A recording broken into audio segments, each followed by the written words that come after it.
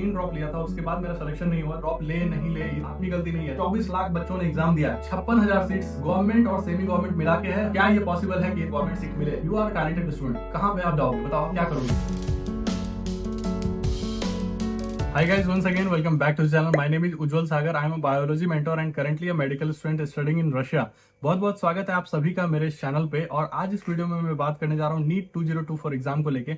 As you know guys की NEET का exam खत्म हो चुका है और जिनके 600 प्लस 620 प्लस मार्क्स आए होंगे डेफिनेटली उनको इंडिया में गवर्नमेंट कॉलेज मिल जाएगा। उनका क्या जो कि 500 मार्क्स के आसपास लेके आए हैं, 350 मार्क्स लेके आए हैं और वो इंडिया में सीट नहीं ले पाएंगे। अगर आप सोच रहे हो ड्रॉप लेने का या ड्रॉप ले नहीं ले, ये सारे कंफ्यूजन से कभी मैं भी गुजरा था। मैं भी एक नीट एस्पिरेंट था। नीट 2023 में जब मैं एग्जाम दिया था और इससे पहले भी मैं कुछ ड्रॉप्स लिया था तो मेरे भी दिमाग में ऐसे क्वेश्चंस आते थे। तो मैं आपको गाइड करने के लिए सक्षम हूँ। आज इस वीडियो में आपको गाइड करूंगा आपके पास क्या ऑप्शंस है, क्या करना चाहिए। 500 मार्क्स लेके आ रहे हैं, एक डिसेंट स्कोर है, लेकिन फिर भी अगर आप इंडिया में सीट नहीं ले पा रहे हैं, इसमें गलती किसकी है? आपकी गलती नहीं है, ना मेरी गलती थी।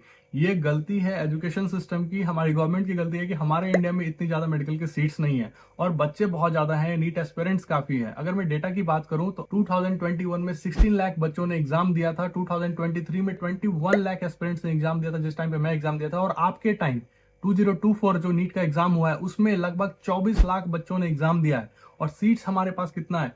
1,10,000 सीट्स। वो 10,000 भी नहीं है, 1,10,000 लगभग मैं बोल रहा हूँ। उसमें भी लगभग 56,000 सीट्स गवर्नमेंट और सेमी गवर्नमेंट मिला के है, rest seat private medical colleges के पास है। तो क्या ये पॉसिबल है कि इतने सारे बच्चे को गवर्नमेंट सीट मिले? बिल्कुल भी नहीं।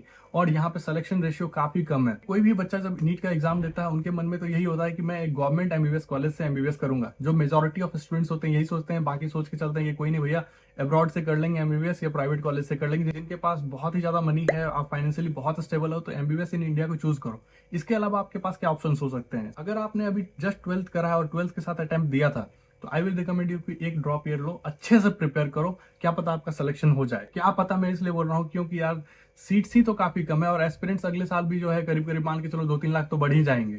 ड्रॉपर्स भी होते हैं और नए एस्पिरेंट्स जो 12th पास करते हैं वो भी तो देते ही हैं। तो इसलिए सिलेक्शन रेशियो काफी कम है। तो इसमें आप क्या कर सकते हो, आप या तो प्राइवेट कॉलेज में एडमिशन ले लो। मान के चलो कि 70 लाख से शुरू होता है, ठीक है, और 1 करोड़ से ऊपर भी जाता है। मेरे एक रिलेटिव थे, उन्होंने प्राइवेट मेडिकल कॉलेज से अपनी स्टडी करी, अभी राजस्थान के कोई गवर्नमेंट मेडिकल कॉलेज से वहां से पीजी कर रही है, काफी अच्छे ब्रांच में। आप एमबीबीएस अब्रॉड कर सकते हो। कहने का मतलब एमबीबीएस की स्टडी को आप डिफरेंट कंट्री से कर सकते हो, इंडिया से बाहर आप स्टडी कर सकते हो और काफी लो कॉस्ट में आपका एजुकेशन कंप्लीट हो जाता है। व्हाइल चूजिंग एमबीबीएस अब्रॉड एक चीज बिल्कुल ध्यान में रखना, ऐसा नहीं कि नीट में फेल कर गए हैं 50 मार्क्स है तो आप एमबीबीएस अब्रॉड से कर लोगे, तो ऐसा नहीं होता है। उसमें भी क्राइटेरिया है, आप नीट क्वालिफाइड होनी चाहिए। दिस मीन्स कि पिछले साल जो कट ऑफ गया था 137 मार्क्स था जनरल कैटेगरी का, अगर 137 से ऊपर अगर आपका आ रहा है मार्क्स तो आप एमबीबीएस अब्रॉड में एडमिशन ले सकते हो। ये पिछले साल का क्राइटेरिया था। लेट्स सी कि नीट 2024 में कितने मार्क्स कट ऑफ निकलता है, उसके अकॉर्डिंग आप एमबीबीएस अब्रॉड के लिए आ सकते हो, लेकिन you must be NEET qualified. अगर आपको दूसरे कंट्री में जाके प्रैक्टिस करना है तो जरूरी नहीं है नीट क्वालिफाई वगैरह होना, ठीक है, अगर आपको इंडिया नहीं लौटना है। लेकिन अगर आप चाहते हो कि मैं एमबीबीएस करने के बाद, रशिया से एमबीबीएस करने के बाद या किसी अदर कंट्री से एमबीबीएस करने के बाद इंडिया में प्रैक्टिस करूं, इंडिया में लाइसेंस लूं, तो आपको नीट क्वालिफाइड होना बहुत ही ज्यादा जरूरी है। मिसगाइड मत हो जाना किसी एजेंट से। एजेंट तो प्रमोट करते ही रहते हैं, चाहते हैं किसी तरह एडमिशन हो जाए। इसके अलावा एक चीज ध्यान देना कि आपके जो 12th में मार्क्स हैं वो आपके 50% से अबव होने चाहिए जनरल कैटेगरी में, और जो अदर कैटेगरी है, reserve category, SC ST OBC, इन लोग के लिए 40-45% रिक्वायर्ड है and this is the qualifying criteria. MBBS abroad आपको क्यों चूज करना चाहिए? तो लगभग 15 लाख के आसपास से तो ट्यूशन फीस स्टार्ट हो जाता है। अगर रशिया की बात करूं, Russia is one of the country जहां से आप बहुत लो कॉस्ट में एमबीबीएस कर सकते हो। मैं भी इंडिया में लगभग 3 ड्रॉप लिया था, उसके बाद मेरा सिलेक्शन नहीं हुआ तो मैं अभी रशिया को चूज किया अपने एमबीबीएस के लिए और यहाँ से मैं करेंटली एमबीबीएस कर रहा हूँ। तो you can choose Russia as an option, जहाँ पे 6 ईयर में आपको सिर्फ 15 लाख लगेंगे अपने एजुकेशन के लिए। इसके अलावा अगर आप मान लो कि ट्रैवलिंग थोड़ा कम करते हो और थोड़े अपने एक्सपेंस को मैनेज करके चलते हो तो 6 ईयर में आप 22 लाख के अंदर एमबीबीएस रशिया से कंप्लीट कर सकते हो। You are a talented student, कहाँ पे आप जाओगे? बताओ आप क्या करोगे? अगर इंडिया में आपको सीट नहीं मिल रहा है और फाइनेंशियली आप उतने स्ट्रांग नहीं हो तो आपके पास एक ऑप्शन है कि आप अब्रॉड से स्टडी कर सकते हो। तो you can choose Russia as an option. इनके बेनिफिट क्या है भाई? बेनिफिट, आज अगर इंडिया से कोई बच्चा ग्रेजुएट होगा आने वाले टाइम में मेडिकल कॉलेज से या मेडिकल यूनिवर्सिटी से, तो उनको क्या है कि नेक्स्ट एग्जाम देना है और जो फॉरेन वाले बच्चे हैं उनको भी देना है। कहने का मतलब आप इंडिया में आज गवर्नमेंट मेडिकल कॉलेज से स्टडी करो या प्राइवेट मेडिकल कॉलेज से स्टडी करो या कहीं एमबीबीएस अब्रॉड से करो, फिर भी आपको नेक्स्ट एग्जाम फेस करना ही है। वो एक लाइसेंसिंग एग्जाम होगा इंडिया में। अब कोई भी एफएमजी का चक्कर नहीं है। पहले क्या होता था, जो बच्चे बाहर पढ़ने के लिए जाते थे बस उनको देना होता था लाइसेंसिंग एग्जाम इंडिया में, लेकिन अब क्या है कि सबके लिए ये एग्जाम कॉमन है। तो दिस इज द बेनिफिट। अब ऐसा कुछ रहा नहीं कि बाहर वाले को अलग से एग्जाम देना है, सबको देना है। एंड यू नो व्हाट, कि बीएमएस भी अगर आप इंडिया से कर रहे हो तो उनको भी आने वाले टाइम में नेक्स्ट एग्जाम देना है। इसके अलावा भी बातचीत चल रही है कि अलाइड कोर्सेज जो भी है, नर्सिंग वगैरह, उनको भी शायद आने वाले टाइम में नेक्स्ट एग्जाम में अपेयर करना हो। ये सब बात चल रही थी, हेल्थ मिनिस्टर बयान दिए हैं, तो यू कैन अंडरस्टैंड कि आने वाले टाइम में लाइसेंसिंग एग्जाम तो यार सबको देना है। इसके अलावा जो बेनिफिट्स हैं आपके पास अब्रॉड से एमबीबीएस करने के, वो ये है कि फीस तो काफी कम है, यूनिवर्सिटीज की रैंकिंग काफी अच्छी है, इंफ्रास्ट्रक्चर बहुत ही अच्छा होता है। यू नो कि इंडिया की जो रियलिटी है, आप जो छोटे मेडिकल कॉलेजेस में जाओगे या जो गांव वाले एरियाज हैं उनके जो हॉस्पिटल्स को देखोगे, उनका इंफ्रास्ट्रक्चर उतना ज्यादा डेवलप नहीं होता है। And when you see Russia, यहाँ के मेडिकल कॉलेजेस के इंफ्रास्ट्रक्चर काफी अच्छे होते हैं। इसके अलावा मैं आपको बताऊं तो रिकॉग्निशन भी जो इनके डिग्रीज की है, वर्ल्ड वाइड रिकॉग्नाइज डिग्री है। अच्छी यूनिवर्सिटीज में जाते हो तो यहाँ पे आप रिसर्च की भी अपॉर्चुनिटीज मिलती है। जिनका मन है कि मैं रिसर्च अपॉर्चुनिटीज में जाऊं, रिसर्च करूं, तो डेफिनेटली उनको भी बहुत ज्यादा हेल्प मिलेगी। इनको चूज करना चाहिए, रशिया एज एन ऑप्शन या एमबीबीएस अब्रॉड।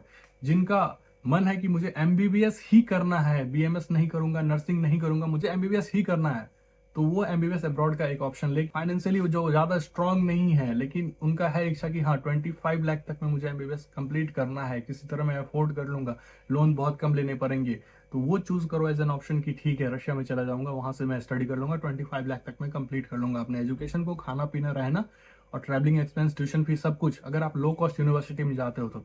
इसमें भी क्या है कि एजेंट्स काफी मिसगाइड करते हैं, सिर्फ आपको ट्यूशन फी बता देते हैं, बोलते हैं कि 16 लाख में एमबीबीएस हो जाएगा, जो कि रियलिटी नहीं है। जिनके फिजिक्स में नंबर नहीं आ पा रहे हैं, केमिस्ट्री में नंबर नहीं आ पा रहे हैं, फिजिक्स में भी कुछ सर्टेन टॉपिक्स हैं जिनका रिक्वायरमेंट है एमबीबीएस में। ऐसा बच्चे बोलते हैं कि भाई फिजिक्स पढ़ के ही क्या करूंगा, लेकिन एमबीबीएस में है रिक्वायरमेंट बहुत कम है, कुछ ही सर्टेन चैप्टर्स हैं। लेकिन अगर फिजिक्स में बहुत अच्छा मार्क्स नहीं स्कोर कर पा रहे हैं, बायो में अच्छा स्कोर कर रहे हैं, तो एक सब्जेक्ट के कारण क्यों इस फील्ड को छोड़ना। देन इस केस में आप एमबीबीएस अब्रॉड को चूज करो। अब ये पॉइंट आता है कि क्या एमबीबीएस अब्रॉड, अगर भैया हम जा रहे हैं एमबीबीएस किसी अदर कंट्री से करने के लिए, तो हमारी डिग्री वैलिड होगी, हमें कहाँ से करनी चाहिए। तो याद रखना, कोई भी बच्चा जो अब्रॉड के लिए जा रहा है आज के डेट पे एजुकेशन के लिए, एमबीबीएस के लिए, उनके लिए सर्टेन रूल्स एंड रेगुलेशन है, वो बिल्कुल फॉलो होना चाहिए।